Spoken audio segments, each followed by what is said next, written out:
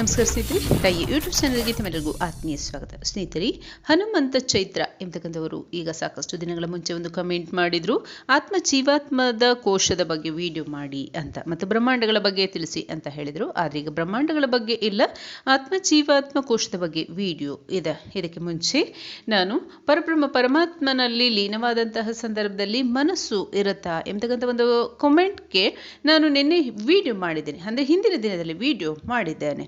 ಅದರಲ್ಲಿ ನಾನು ಹೇಳಿದ್ದೆ ಆತ್ಮ ಜೀವಾತ್ಮ ಕೋಶದ ಬಗ್ಗೆ ಕೂಡ ವಿಡಿಯೋ ಮಾಡ್ತೇನೆ, ಆಗ ನಿಮಗೆ ಸಂಪೂರ್ಣ ಒಂದು ಅರ್ಥ ಆಗಲಿಕ್ಕೆ ಸಹಾಯಕ ಆಗತ್ತೆ ಅಂತ. ಆ ಕಾರಣದಿಂದ ಇವತ್ತು ನಾನು ವಿಡಿಯೋ ಮಾಡ್ತೇನೆ. ಸ್ನೇಹಿತರೆ, ಮುಖ್ಯವಾಗಿ ಈ ಒಂದು ದೇಹದ ರಚನೆಗೆ ಸಂಬಂಧಪಟ್ಟಂತೆ ವಿಡಿಯೋ ಆಲ್ರೆಡಿ ಇದೆ. ಸ್ಥೂಲ ಸೂಕ್ಷ್ಮ ಕಾರಣ ಶರೀರದ ವರ್ಣನೆಗಳ ಬಗ್ಗೆ ನಾನು ಹೇಳಿದ್ದೇನೆ. ಅದರಲ್ಲಿ ರಕ್ತದ ಬಗ್ಗೆ ಆಗ್ಬೋದು, ಸೆಲ್ಸ್ಗಳ ಬಗ್ಗೆ ಆಗ್ಬೋದು, ಇನ್ನಿತರ ಅಂಶಗಳನ್ನು ಎಳೆ ಎಳೆಯಾಗಿ ಬಿಡಿಸಿ ಹೇಳಿದ್ದೇನೆ. ಅದನ್ನು ನೋಡಿದ್ರೆ ನಿಮಗೆ ಸಾಕಷ್ಟು ಮಾಹಿತಿ ಎಂಬತಕ್ಕಂಥದ್ದು ಲಭ್ಯ ಆಗುತ್ತೆ. ಆದಾಗ್ಯೂ ಕೂಡ ಆತ್ಮ ಜೀವಾತ್ಮ ಕೋಶದ ಬಗ್ಗೆ ವಿವರಣೆ ಇಲ್ಲಿ ದೊರೆಯುತ್ತೆ. ಸ್ನೇಹಿತರೆ, ಪರಮಾತ್ಮ ಶಕ್ತಿ ಸ್ವರೂಪ, ಬೆಳಕಿನ ಸ್ವರೂಪ. ಅವರು ಒಂದು ಸಾರಿ ತನ್ನ ಶಕ್ತಿಯಿಂದ ಇನ್ನೊಂದು ಶಕ್ತಿಯನ್ನು ಉತ್ಪನ್ನ ಮಾಡ್ತಾರೆ. ಅದರಿಂದ ಮತ್ತೆ ಪುನರ್ ಉತ್ಪಾದನೆ ಎಂಬತಕ್ಕಂಥದ್ದು ಆಗತ್ತೆ, ರಚನೆ ಆಗತ್ತೆ. ಅದರಲ್ಲಿ ಜಲ, ಅಗ್ನಿ ಆಗತ್ತೆ. ಈ ಜಲ ಎಂಬತಕ್ಕಂಥದ್ದು ಕೆಂಪು ಬಣ್ಣದ್ದಾಗತ್ತೆ. ಆ ಕೆಂಪು ಬಣ್ಣದಿಂದ ಮನಸ್ಸು ಎಂಬತಕ್ಕಂಥದ್ದು ರಚನೆ ಆಗತ್ತೆ. ಜಲದಲ್ಲಿ ಅನೇಕ ವಿಭಾಗಗಳು ರಚನೆ ಆಗ್ತವೆ. ಅನ್ನ, ಆಹಾರ ಎಂಬತಕ್ಕಂಥದ್ದು ರಚನೆ ಆಗತ್ತೆ. ಕಪ್ಪು ಬಣ್ಣದಿಂದ ಪೃಥ್ವಿ ರಚನೆ ಆಗತ್ತೆ. ಜೊತೆಗೆ ಜಲದಿಂದ ಅಗ್ನಿ ಉತ್ಪನ್ನ ಆಗತ್ತೆ. ಆ ಅಗ್ನಿಯಲ್ಲಿ ವಾಯು, ಆಕಾಶ ಈ ರೀತಿಯಾಗಿ ಉತ್ಪನ್ನ ಆಗತ್ತೆ. ಅನ್ನದ ನಂತರದಲ್ಲಿ ಆ ಮನಸ್ಸು ಎಂಬತಕ್ಕಂಥದ್ದು ಮತ್ತು ಸೂಕ್ಷ್ಮ ಭಾಗದ ಮನಸ್ಸು ಎಂಬತಕ್ಕಂಥದ್ದು ಉತ್ಪನ್ನವಾಗತ್ತೆ. ಜಲದ ಸೂಕ್ಷ್ಮ ಭಾಗದಿಂದ ತೇಜಸ್ಸು, ವಾಣಿ ಈ ರೀತಿಯಾಗಿ ರಚನೆ ಆಗತ್ತೆ. ಈ ರೀತಿ ರಚನೆಯು ಒಂದು ಅಲ್ಪ ಕಾಲದಲ್ಲಿ, ಸೆಕೆಂಡುಗಳ ಕಾಲದಲ್ಲಿ, ನಿಮಿಷದ ಕಾಲದಲ್ಲಿ ರಚನೆ ಆಗಿಲ್ಲ. ಇದಕ್ಕೆ ಸಾಕಷ್ಟು ದೀರ್ಘಕಾಲ ಎಂಬತಕ್ಕಂಥದ್ದು ಹಿಡಿದಿದೆ. ಹೇಗೆ ಈ ರೀತಿಯಾಗಿ ರಚನೆ ಆಗಿ ಬರುತ್ತೋ, ಅಂದರೆ ದೇಹ ಆಯಿತು, ಅನ್ನ ಆಹಾರ ಆಯಿತು, ಮನಸ್ಸು ಆಯಿತು, ಮತ್ತು ಸೂಕ್ಷ್ಮ ವಾಣಿ, ತೇಜಸ್ಸು, ನಮ್ಮ ದೇಹದಲ್ಲಿ ಶಕ್ತಿ ಎಂಬತಕ್ಕಂಥದ್ದು ಆಯಿತು. ಈ ರೀತಿಯಾಗಿ ರಚನೆ ಆದಂಥದ್ದನ್ನು ಮತ್ತೆ ಪುನಃ ನಾವು ಪರಮಾತ್ಮನಲ್ಲಿ ಲೀನಗೊಳಿಸ್ಕೊಳ್ಬೇಕು. ಅಂದರೆ ಅದಕ್ಕೆ ಒಂದು ವಿಧಾನ ಇದೆ. ಹೇಗೆ ನಾವು ರಚನೆಯಾಗಿ ಬಂದವೋ ಆ ರೀತಿಯಾಗಿ ಹಂತ ಹಂತವಾಗಿ ನಮ್ಮ ಅಸ್ತಿತ್ವವನ್ನು ಕಳೆದುಕೊಳ್ತಕ್ಕಂಥದ್ದು. ಈ ಭೂಲೋಕದ ಅಸ್ತಿತ್ವವನ್ನು ಕಳೆದುಕೊಂಡಂತೆ ಯಶಸ್ಸನ್ನು ಪಡಿಬೇಕು. ಯಾವುದರ?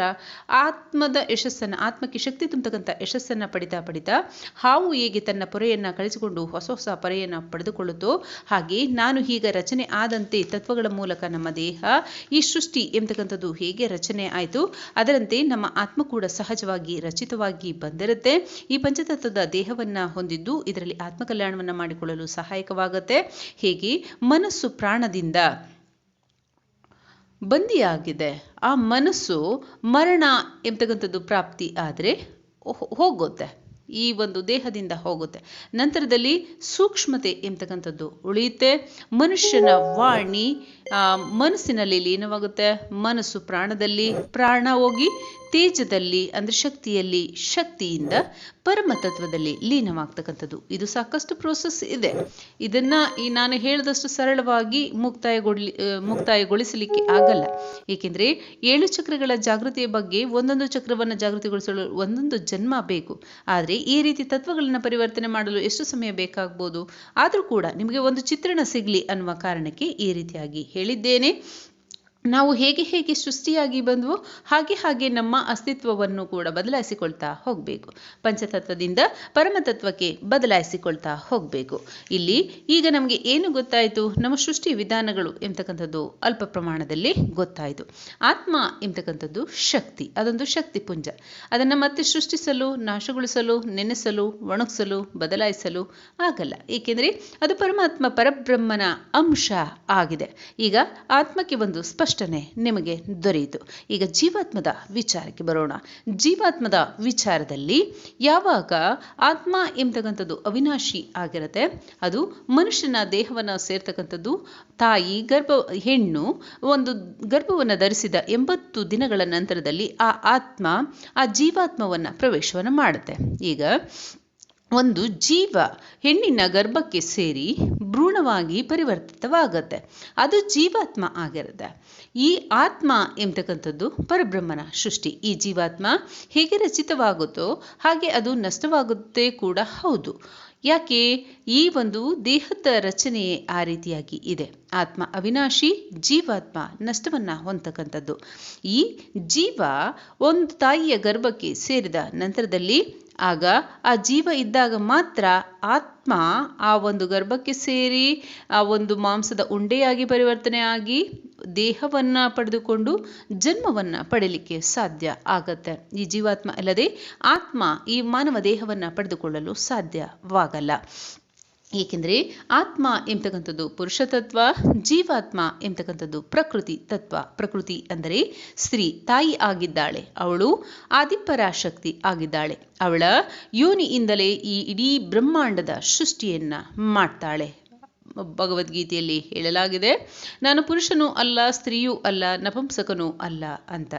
ಆದರೆ ಅಲ್ಲಿ ವಿಷಯವನ್ನು ನಾವು ಏನನ್ನ ವಿಶೇಷವಾಗಿ ಗಮನಿಸಬೇಕು, ಈ ಭೂಲೋಕಕ್ಕೆ ಸಂಬಂಧಪಟ್ಟಂಥ ವಿಚಾರಗಳನ್ನು ಅವರು ಹೇಳಿಲ್ಲ, ಬದಲಿಗೆ ಆತ್ಮಸ್ವರೂಪಕ್ಕೆ ಸಂಬಂಧಪಟ್ಟಂಥ ವಿಚಾರವನ್ನ ಹೇಳಿದ್ದಾರೆ. ಆತ್ಮ ಎಂಬತಕ್ಕಂಥದ್ದು ಪುರುಷನೂ ಅಲ್ಲ, ಸ್ತ್ರೀಯೂ ಅಲ್ಲ, ನಪುಂಸಕನೂ ಅಲ್ಲ, ಅದು ಪುರುಷ ತತ್ವ ಆಗಿದೆ. ಈ ಆತ್ಮಕ್ಕೆ ಜೀವಾತ್ಮ ಎಂಬತಕ್ಕಂಥದ್ದು ಯಾವಾಗ ಸೇರುತ್ತೆ? ಅದು ಪ್ರಕೃತಿ ತತ್ವ ಆಗಿದೆ. ಆ ಪ್ರಕೃತಿ ಸ್ತ್ರೀ ಆಗಿದ್ದಾಳೆ. ಹೀಗೆ ಜೀವಾತ್ಮ ಆತ್ಮ ಇದೆರಡು ಇದ್ದು ಆ ಒಂದು ಜೀವಾತ್ಮ ಆತ್ಮ ಎರಡು ಸೇರಿ ಯಾವುದು ರಚನೆ ಆಗುತ್ತೆ? ಆ ರಚನೆಯ ಸಂದರ್ಭದಲ್ಲಿ ಕೋಶಗಳು ರಚನೆ ಆಗ್ತವೆ. ಇದನ್ನು ವಿಶೇಷವಾಗಿ ನೀವು ಗಮನಿಸಬೇಕು. ಕೋಶಗಳು ರಚನೆ ಆದಂತಹ ಸಂದರ್ಭದಲ್ಲಿ ಏನಾಗುತ್ತೆ? ಟಿಶ್ಯೂ ಎಂಬತಕ್ಕಂಥದ್ದು ಮನುಷ್ಯನ ದೇಹದಲ್ಲಿ ನಿರ್ಮಾಣ ಆಗತ್ತೆ. ಅದು ಗೋಡೆಯಂತೆ ನಿರ್ಮಾಣ ಆಗತ್ತೆ. ನಂತರದಲ್ಲಿ ಮನುಷ್ಯನ ದೇಹದ ಆರ್ಗನ್ಸ್ಗಳು, ಅವಯವಗಳು ಸೃಷ್ಟಿಯಾಗ್ತಾ ಹೋಗ್ತವೆ. ಆ ಆರ್ಗನ್ಸ್ಗಳು ಸೃಷ್ಟಿ ಆದಂತೆ, ಆರ್ಗನ್ಸ್ಗಳು ಅಂದ್ರೆ ಕೈ, ಕಾಲುಗಳು, ತಲೆ, ಬುರುಡೆ, ಈ ರೀತಿಯಾಗಿ ಏನಿರುತ್ತೆ ಅವ ಅವಯವಗಳು, ಅಂತಹ ದೇಹದ ಮನುಷ್ಯನ ದೇಹದ ಅವಯವಗಳು ನಿರ್ಮಾಣ ಆಗ್ತಾ ಹೋಗ್ತವೆ. ನಿರ್ಮಾಣವಾದಂತೆ ಮನುಷ್ಯನ ದೇಹ ನಿರ್ಮಾಣವಾಗುತ್ತೆ. ಇಲ್ಲಿ ಸೆಲ್ಸ್ಗಳ ಬಗ್ಗೆ ವಿಶೇಷವಾಗಿ ಗಮನಿಸಬೇಕು. ಅಣುಗಳಿಂದ ಈ ದೇಹ ನಿರ್ಮಾಣ ಆಗುತ್ತೆ. ನೀವು ಎಷ್ಟು ಜನ್ಮದಲ್ಲಿ ಎಷ್ಟೆಷ್ಟು ಜನ್ಮವನ್ನು ಪಡೆದುಕೊಂಡು ಬಂದಿರ್ತೀರಾ, ಎಷ್ಟು ಕರ್ಮಾಕ್ಷಯವನ್ನು ಮಾಡಿಕೊಳ್ಳಬೇಕು, ಅದರಲ್ಲಿ ಸುಕೃತ ಎಷ್ಟು, ವಿಕೃತ ಎಷ್ಟು ಎಂಬತಕ್ಕಂಥದ್ದು ಮುಖ್ಯ. ಅದರ ಅನುಸಾರವಾಗಿ ನಿಮ್ಮ ಸೆಲ್ಗಳೆಲ್ಲವೂ ಕೂಡ ಜೋಡಣೆ ಆಗ್ತವೆ. ಪ್ರಕೃತಿಯಲ್ಲಿ ಅಂತ ಒಂದು ಸಿಸ್ಟಮ್ ಇದೆ. ಆ ಕಾರಣದಿಂದ ನೀವು ಜನ್ಮವನ್ನು ಪಡೆಯತಕ್ಕಂಥದ್ದು ಅಷ್ಟು ಸುಲಭ ಅಲ್ಲ, ಸರಳ ಅಲ್ಲ. ಮನುಷ್ಯನ ಜನ್ಮ ಎಂಬತಕ್ಕಂಥದ್ದು ಕೋಟಿ ಕೋಟಿ ಜನ್ಮದ ಪುಣ್ಯದ ಫಲ ಆಗಿರುತ್ತೆ. ಆದ್ರಿಂದ ಆ ಕೋಶ ಎಂಬತಕ್ಕಂಥದ್ದು ನಿಮ್ಮ ಕರ್ಮಫಲಗಳ ಅನುಸಾರವಾಗಿ ಜೋಡಣೆ ಆಗ್ತಾ ಹೋಗುತ್ತೆ. ಈ ಅಣುಗಳ ಬಗ್ಗೆ ನಾನು ಇಲ್ಲಿ ತಿಳಿಸ್ತೇನೆ. ಏನೆಂದ್ರೆ ಅಣುಗಳಲ್ಲಿ ಪ್ರೋಟಾನ್, ನ್ಯೂಟ್ರಾನ್, ಎಲೆಕ್ಟ್ರಾನ್ ಎಂಬತಕ್ಕಂಥದ್ದು ಇರುತ್ತೆ. ಈಗ ಒಂದು ಮರಳಿನ ಕಣಗಳು ಅಂದ್ರೆ ಒಂದು ರಾಜಸ್ಥಾನವನ್ನ ತೆಗೆದುಕೊಳ್ಳಿ, ಆ ಮರಳಿನ ಕಣಗಳು ಎಷ್ಟಿದ್ದಾವೆ ಅಷ್ಟೇ ಬ್ರಹ್ಮಾಂಡಗಳು ಇದ್ದಾವೆ. ಆ ರೀತಿಯಾಗಿ ಕೂಡ ನಮ್ಮ ದೇಹದಲ್ಲಿ ಸೆಲ್ಸ್ಗಳು ಕೂಡ ಇದ್ದಾವೆ ಎಂಬುದನ್ನು ಮರಿಬಾರ್ದು. ನಾನು ಹಲವು ವಿಡಿಯೋಗಳಲ್ಲಿ ಹೇಳಿದ್ದೇನೆ. ಇಲ್ಲಿ ಆಟಮ್ ಎಂಬತಕ್ಕಂಥದ್ದು ಏನಾಗುತ್ತೆ? ಅದರಲ್ಲಿ ವಿಶೇಷವಾಗಿ ನಾವು ಪ್ರೋಟಾನ್, ನ್ಯೂಟ್ರಾನ್ನ ಏಕಸಮಾನವಾಗಿ ನೋಡ್ಬೋದು. ಆ ಆಟಮ್ ಎಂದ್ರೆ ಸಬ್ ಆಟಮ್ ಪಾರ್ಟಿಕಲ್ಸ್, ಇದರಲ್ಲಿ ಬರ್ತಕ್ಕಂಥದ್ದು ಪ್ರೋಟಾನ್, ನ್ಯೂಟ್ರಾನ್ ಬರುತ್ತೆ, ಏಕಸಮಾನ ಆಗಿರ್ತವೆ. ಎಲೆಕ್ಟ್ರಾನ್ ಎಂಬತಕ್ಕಂಥದ್ದು ಇವೆರಡಕ್ಕಿಂತಲೂ 10 ಕೋಟಿಯಷ್ಟು ಚಿಕ್ಕದಾಗಿರುತ್ತೆ. ನಾನು ಹೇಳ್ತಿರ್ತಕ್ಕಂಥದ್ದು ಸೆಲ್ಸ್ ಬಗ್ಗೆ. ನೀವು ಗಮನಿಸಿ, ಕೋಶದ ಬಗ್ಗೆ ನಾನು ಹೇಳ್ತಿರ್ತಕ್ಕಂಥದ್ದು. ಕೋಶ ಎಷ್ಟು ಮಟ್ಟಿಗೆ ಚಿಕ್ಕದಾಗಿರ್ತವೆ ಎಂಬತಕ್ಕಂಥದ್ದು. ಈ ಸೆಲ್ಸ್ಗಳಲ್ಲಿ ಪ್ರೋಟಾನ್, ನ್ಯೂಟ್ರಾನ್, ಎಲೆಕ್ಟ್ರಾನ್ ಬರುತ್ತೆ. ಈ ಎಲೆಕ್ಟ್ರಾನ್ ಅಲ್ಲಿ ಇರ್ತಕ್ಕಂಥದ್ದು ಏನು? ಪ್ರೋಟಾನ್ ನ್ಯೂಟ್ರಾನ್ಗಿಂತ 10 ಕೋಟಿಗಿಂತ ಚಿಕ್ಕದಾಗಿರುತ್ತೆ. ಈ ಒಂದು ಚಿಕ್ಕದಾಗಿರುವಿಕೆ ನಂತರದಲ್ಲಿ ಮುಂದುವರಿತಕ್ಕಂಥದ್ದು, ಅದರಲ್ಲೇ ಅಂತರ್ಗತವಾಗಿ ಬರ್ತಕ್ಕಂಥದ್ದು ಕ್ವಾರ್ಟ್ಸ್ ಅಂತ, ಲೆಫ್ಟೋನ್ ಎಂಬತಕ್ಕಂಥ ಸೈಜ್ನ ಈ ಒಂದು ಸೆಲ್ಗಳು ಬರ್ತವೆ. ಆ ಸೆಲ್ಗಳ ಅಂತರ್ಗತವಾಗಿ ಬರ್ತಕ್ಕಂಥದ್ದು. ಇವುಗಳನ್ನು ಒಟ್ಟಾಗಿ ಜೋಡಿಸಲು ಪ್ರಕೃತಿ ಎಂಬತಕ್ಕಂಥದ್ದು ಮೂಲಭೂತವಾದಂಥ ಫೋರ್ಸ್ ಅನ್ನ ಕೊಡಬೇಕು. ಆ ಫೋರ್ಸ್ಗೆ ಈಗ ನಾವು ಸೈಂಟಿಫಿಕ್ ಆಗಿ ಕ್ಯಾಲ್ಕುಲೇಟ್ ಮಾಡೋದಾದ್ರೆ ಮತ್ತು ಅದನ್ನು ಪರಿಗಣಿಸೋದಾದ್ರೆ ಅದರಲ್ಲಿ 4 ರೀತಿಯ ಫೋರ್ಸ್ಗಳು ಬರ್ತವೆ. ಗ್ರಾವಿಟೇಷನಲ್ ಫೋರ್ಸ್ ಅಂತ ಬರುತ್ತೆ. ನಂತರದಲ್ಲಿ ಎಲೆಕ್ಟ್ರೋಮ್ಯಾಗ್ನೆಟಿಕ್ ಫೋರ್ಸ್ ಅಂತ, long nuclear force, weak nuclear force, ಈ ರೀತಿಯಾಗಿ 4 ಬರ್ತವೆ. ಇದಕ್ಕೆ ಸಪೋರ್ಟ್ ಮಾಡ್ತಕ್ಕಂಥದ್ದು ಬೋಸೋನ್ಸ್ ಎಂಬತಕ್ಕಂತಹ ಸೆಲ್ಸ್ಗಳು. ಅವು ಚಿಕ್ಕ ಪ್ರಮಾಣದಲ್ಲಿ ಇರ್ತವೆ. ಅವು ಪಾರ್ಟಿಕಲ್ಸ್ ಆಗಿ ಇರ್ತವೆ. ಅವಕ್ಕೆ ಫಂಡಮೆಂಟಲ್ ಪಾರ್ಟಿಕಲ್ಸ್ ಅಂತ ಕರಿತೀವಿ. ನಾವು ಅಂತರ್ಗತವಾಗಿರ್ತಕ್ಕಂಥ ಕೋಶಗಳ ಬಗ್ಗೆ ಈಗ ತಿಳಿತಾ ಇದ್ದೇವೆ. ಈ ಫಂಡಮೆಂಟಲ್ ಪಾರ್ಟಿಕಲ್ ಏನಿರ್ತವೆ, ಇವುಗಳಲ್ಲಿ 4 ಅಂಶಗಳಿರ್ತವೆ. ಅವುಗಳು ಫೋಟೋನ್ಸ್ ಅಂತ, ಕ್ಲೋನ್ಸ್ ಅಂತ, ಮತ್ತೆ W and Z ಬೋಸೋನ್ಸ್ ಅಂತ, ಹಿಗ್ಸ್ ಬೋಸೋನ್ಸ್ ಅಂತ. ಈ ರೀತಿಯಾಗಿ ಅಂತರ್ಗತವಾಗಿ ಕೋಶದಿಂದ ಕೋಶ, ಕೋಶದಿಂದ ಕೋಶ, ಈ ರೀತಿಯಾಗಿ ಚಿಕ್ಕ ಚಿಕ್ಕ ಚಿಕ್ಕ ಚಿಕ್ಕ ಚಿಕ್ಕ ಕೋಶಗಳು ಇರ್ತವೆ. ಅದಕ್ಕೇನೆ ನೀರಲ್ಲೂ ಕೂಡ ಕೋಶಗಳು ಇದೆ, ಗಾಳಿಯಲ್ಲೂ ಕೂಡ ಕೋಶಗಳು ಇದೆ, ಬೆಳಕಿನಲ್ಲೂ ಕೂಡ ಕೋಶಗಳು ಇದೆ. ಯಾವಾಗ ಸೂರ್ಯಕಿರಣವನ್ನು ಪಡೆದಾಗ ರೋಗರುಜಿನಗಳು ನಾಶವಾಗ್ತವೆ, ನೀರನ್ನು ಕುಡಿದಾಗ ಶರೀರದ ಒಣಗುವಿಕೆ ಎಂಬತಕ್ಕಂಥದ್ದು ನಾಶವಾಗುತ್ತೆ, ರಕ್ತ ಸಂಚಾರ ಎಂಬತಕ್ಕಂಥದ್ದು ಚೆನ್ನಾಗಾಗುತ್ತೆ. ಏಕೆಂದರೆ ಅದರಲ್ಲಿ ಜೀವಕೋಶಗಳು ಇರ್ತವೆ, ಅವುಗಳೇ ಕೆಲಸ ಮಾಡ್ತಕ್ಕಂಥದ್ದು. ಮತ್ತು ಗಾಳಿಯ ಸೇವನೆಯನ್ನು ಮಾಡೋದ್ರಿಂದ ರೋಗರುಜಿನಗಳು ನಿವಾರಣೆ ಆಗ್ತವೆ ಮತ್ತು ಮನುಷ್ಯ ಬಾಳಲಿಕ್ಕೆ, ಅವನು ಜೀವಂತವಾಗಿರಲಿಕ್ಕೆ ಅವಶ್ಯವಾಗಿ ಆ ಒಂದು ಗಾಳಿ ಎಂಬತಕ್ಕಂಥದ್ದು ಬೇಕು. ಇದರಲ್ಲೆಲ್ಲವೂ ಕೂಡ ಕೋಶಗಳು ಇರ್ತವೆ. ಈಗ ನಾನು ಹೇಳಿರ್ತಕ್ಕಂಥ ಸೂಕ್ಷ್ಮ ಕೋಶಗಳು, ಇದರಲ್ಲಿ ಎಲೆಕ್ಟ್ರಾನ್ ಎಂಬತಕ್ಕಂಥದ್ದು 10 ಕೋಟಿಗಿಂತ ಸಣ್ಣದಾಗಿರುತ್ತೆ. ಯಾವುದು? ಪ್ರೋಟಾನ್ ಮತ್ತು ನ್ಯೂಟ್ರಾನ್ಗಿಂತ. ಇದು ಎಲ್ಲಿ ಬರುತ್ತೆ? ಒಂದು ಅಣು, ಒಂದು ಸೆಲ್ಸ್ ಒಳಗಡೆ ಬರ್ತಕ್ಕಂಥದ್ದು. ಅದರಿಂದ ಇನ್ನೂ ಚಿಕ್ಕ ಚಿಕ್ಕದಾಗಿ ಹೇಳ್ಬೇಕಂದ್ರೆ ಅದನ್ನ 10 × 10 ಆಗ್ಬೋದು, -90 m ಅಂತ ಆಗ್ಬೋದು. ಇನ್ನಿತರ ಇನ್ನೂ ಕೆಳಮಟ್ಟಕ್ಕೆ ನಾವು ಅದನ್ನು ಹೆಚ್ಚು ಕ್ಯಾಲ್ಕುಲೇಟ್ ಮಾಡ್ದಂಗೆ ಎಷ್ಟು ಸೂಕ್ಷ್ಮವಾಗಿ ಸಾಧ್ಯವಾಗುತ್ತೆ ಅಷ್ಟು ಸೂಕ್ಷ್ಮವಾಗಿ ಕೂಡ ನಮ್ಮ ದೇಹದಲ್ಲಿ ಕೋಶಗಳು ಇರ್ತವೆ. ಈ ಕೋಶಗಳು ಎಂಬತಕ್ಕಂಥವು ಏನಾಗುತ್ತೆ, ನಮ್ಮ ದೇಹದಲ್ಲಿ ನಿರಂತರವಾಗಿ ಪರಿವರ್ತನೆ ಆಗ್ತಾ ಇರ್ತವೆ. ನೀವು ಕೆಲಸವನ್ನು ಮಾಡದೆ ಇರಿ, ದೇವರನ್ನು ಪ್ರಾರ್ಥನೆ ಮಾಡಿ, ದೇವರನ್ನು ಪ್ರಾರ್ಥನೆ ಮಾಡದೆ ಇರಿ. ನಿಮ್ಮ ದೇಹ ಎಂಬತಕ್ಕಂಥದ್ದು ಪರಿವರ್ತನೆ ಆಗ್ತಾ ಇರುತ್ತೆ. ಅದಕ್ಕೆ ಸಹಜವಾಗಿ ನೀವು ಕಂಡುಕೊಳ್ಬೇಕೇನೆಂದರೆ, ನಿಮಗೆ ಏಜ್ ಎಂಬತಕ್ಕಂಥದ್ದು, ವಯಸ್ಸು ಎಂಬತಕ್ಕಂಥದ್ದು ಆಗ್ತಾ ಇರುತ್ತೆ, ಆ ಆಯಸ್ಸು ಎಂಬತಕ್ಕಂಥದ್ದು ಮುಗಿತಾ ಇರುತ್ತೆ. ಇದು ಬೆಳವಣಿಗೆಯ ರೂಪವನ್ನು ತೋರಿಸುತ್ತೆ. ಈ ಕೋಶಗಳು ಪರಿವರ್ತನಾಶೀಲ ಆಗಿರ್ತವೆ. ಇದನ್ನು ಪರಿವರ್ತನೆಯನ್ನು ಮಾಡಿಕೊಳ್ತಕ್ಕಂಥದ್ದು ನಮ್ಮ ಕೈಯಲ್ಲೇ ಇರುತ್ತೆ. ಕೋಶಗಳನ್ನು ನಾವು ಯಾವ ರೀತಿ ಬೇಕಾದರೂ ಪರಿವರ್ತನೆ ಮಾಡ್ಬೋದು. ನಾವು ಏನನ್ನು ಆಲೋಚನೆ ಮಾಡ್ತೀವೋ ಅದನ್ನೇ ನಾವು ಪಡೆದುಕೊಳ್ತೀವಿ ಅಂತ ಹೇಳ್ತೀವಿ. ಮತ್ತು ಯಾವುದು ಹಣೆ ಬರದಲ್ಲಿ ಇರಲ್ಲ ಅದನ್ನು ಕೂಡ ನಾವು ಪ್ರಯತ್ನವನ್ನು ಪಟ್ಟಂಥ ಸಂದರ್ಭದಲ್ಲಿ ಅದು ಸಿಗಲ್ಲ. ಏಕೆಂದರೆ ಕರ್ಮಬಂಧನಗಳಿಗೆ ಅನುಸಾರವಾಗಿ ಕೋಶಗಳು ಜನ್ಮಾಂತರದ ಕರ್ಮಗಳು ಕೂಡ ರಚನೆ ಆಗಿರ್ತವೆ. ಅದರನುಸಾರವಾಗಿ ಅಲ್ಲಿ ಒಳಗಡೆ ಏನು ನಡೀತಾ ಇರುತ್ತೆ, ಅದು ನಿರಂತರವಾಗಿ ನಾವು ಏನನ್ನು ಆಲೋಚನೆ ಮಾಡ್ತೀವಿ ಅದು ಅವಶ್ಯವಾಗಿ ನಡೆಯುತ್ತೆ ಎಂಬತಕ್ಕಂಥದ್ದನ್ನು ಅರಿಯಬೇಕು. ಈಗ ಇಲ್ಲಿ ನಾನು ಹೇಳಿರ್ತಕ್ಕಂಥ ಕ್ಲಿಯಾರಿಟಿ ನಿಮಗೆ ದೊರೆತಿದೆ ಅಂದ್ಕೊಳ್ತೀನಿ. ಏಕೆಂದರೆ ಆತ್ಮ ಎಂಬತಕ್ಕಂಥದ್ದು ಅವಿನಾಶಿ, ಪರಮಾತ್ಮನ ಸ್ವರೂಪ. ಜೀವಾತ್ಮ ಎಂಬತಕ್ಕಂಥದ್ದು ಆತ್ಮಕ್ಕೆ ಸಹಕಾರಿಯಾಗಿ ನಡೆಯಲು ಬೇಕಾದಂತಹ ಪ್ರಕೃತಿ ತತ್ವ. ಆ ಪ್ರಕೃತಿ ತತ್ವವೇ ಜೀವಾತ್ಮ.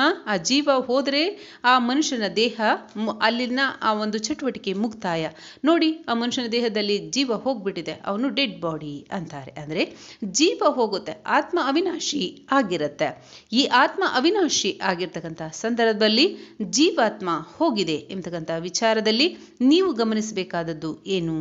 ಆತ್ಮ ಶಾಶ್ವತವಾಗಿ ಇರ್ತಕ್ಕಂಥದ್ದು, ಜೀವ ಒಂದು ಜಾಗದಿಂದ ಇನ್ನೊಂದು ಜಾಗಕ್ಕೆ ಹೋಗ್ತಕ್ಕಂಥದ್ದು ಅಥವಾ ಅದು ಪ್ರಕೃತಿಯಲ್ಲಿ ಲೀನವಾಗ್ತಕ್ಕಂಥದ್ದು ಎಂಬುದನ್ನು ತಿಳಿಯಬೇಕು.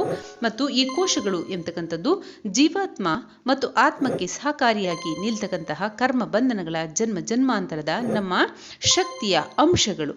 ಇವೆಲ್ಲವೂ ಕೂಡ ಕುಕರ್ಮ ಸುಕರ್ಮವಾಗಿ ಆಯಾ ಸಮಯಕ್ಕೆ ನಾವು ಆ ಒಂದು ಕರ್ಮವನ್ನು ಕಳೆದುಕೊಳ್ಳುವ ಕಾರಣದಿಂದ ಒಬ್ಬ ಮನುಷ್ಯ ಸಣ್ಣ ಹುಟ್ತಾನೆ, ದಪ್ಪ ಹುಟ್ತಾನೆ, ಉದ್ದ ಹುಟ್ತಾನೆ, ಗುಡ್ಡ ಹುಟ್ತಾನೆ, ಈ ರೀತಿಯಾಗಿ ವಿಚಿತ್ರವಾಗಿಯೂ ಕೂಡ ಇರ್ತಾರೆ, ಸುಂದರವಾಗಿಯೂ ಕೂಡ ಇರ್ತಾರೆ. ಅದೆಲ್ಲ ಹೇಗೆ?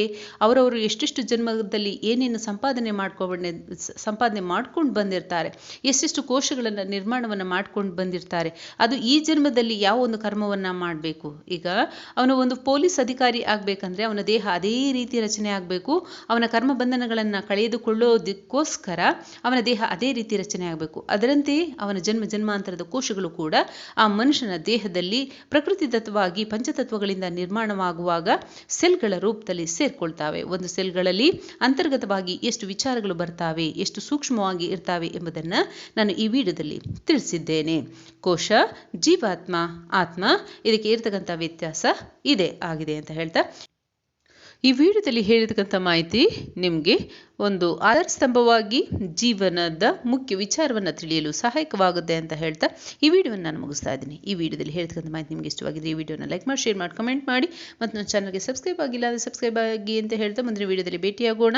ವಾಟ್ಸಪ್ ಗ್ರೂಪ್ ಕೂಡ ಕ್ರಿಯೇಟ್ ಮಾಡಿದ್ದೀನಿ, ಅದರ ಲಿಂಕನ್ನು ಡಿಸ್ಕ್ರಿಪ್ಷನ್ ಬಾಕ್ಸ್ನಲ್ಲಿ ಪ್ರೊವೈಡ್ ಮಾಡ್ತೇನೆ. ಆಸಕ್ತರು ಜಾಯ್ನ್ ಆಗ್ಬೋದು, ಸಂವಾದ ಕೂಡ ಅವಕಾಶ ಇರುತ್ತೆ ಅಂತ ಹೇಳ್ತಾ ಮುಂದಿನ ವಿಡಿಯೋದಲ್ಲಿ ಭೇಟಿಯಾಗೋಣ. Thank you so much for watching.